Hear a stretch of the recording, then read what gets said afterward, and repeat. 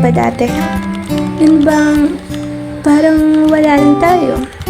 We're strangers. Yung di pa natin alam o kilala ang isa't isa.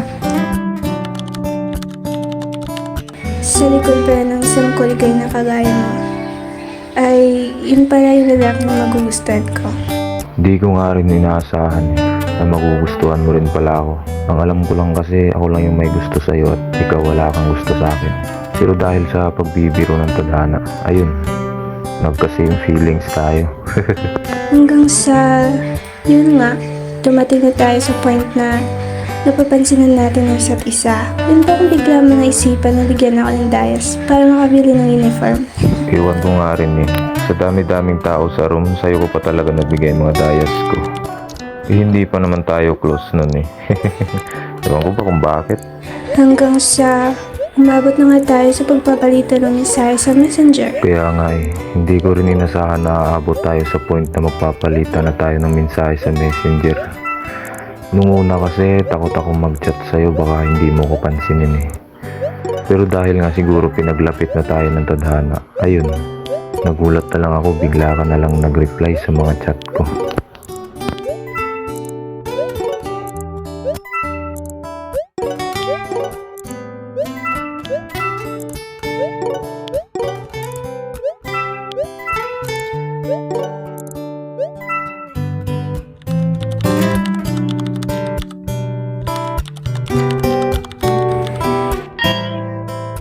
Dumating sa asaran. Kaya nga eh, habang lumalalang pagsasama natin, mas lalo tayong naging close. Hanggang sa umabot na sa point na araw-araw parang gusto na kitang asarin. Ikaw naman kasi, ba't ang cute mo pag napipikon ka eh? Basta, di ko maipaliwanag. Sino ba naman kasi mag-aakala na sa likod ng pagpapanggap mo bilang isang bata, ay di ko na malayan nahulog na pala ako sa ng dahan-dahan. Putik.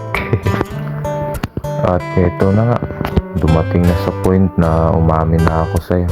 And I didn't expect na gusto mo pala ako. Nahulog na din ako. Hanggang sa nalaman mo na din. Yung akala ko stranger ng dati. Ngayon ka ng reason ng mga tawa at ngiti ko. Kasama ka na sa future ko and I promise that I love you.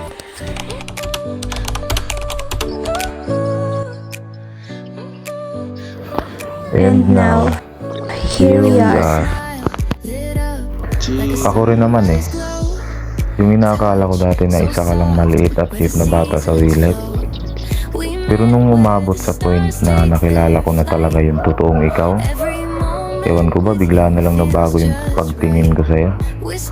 Alam mo yung tipong araw-araw na kita gustong makasama at araw-araw na kitang hinahanap. Basta di ko talaga ma-explain kung bakit.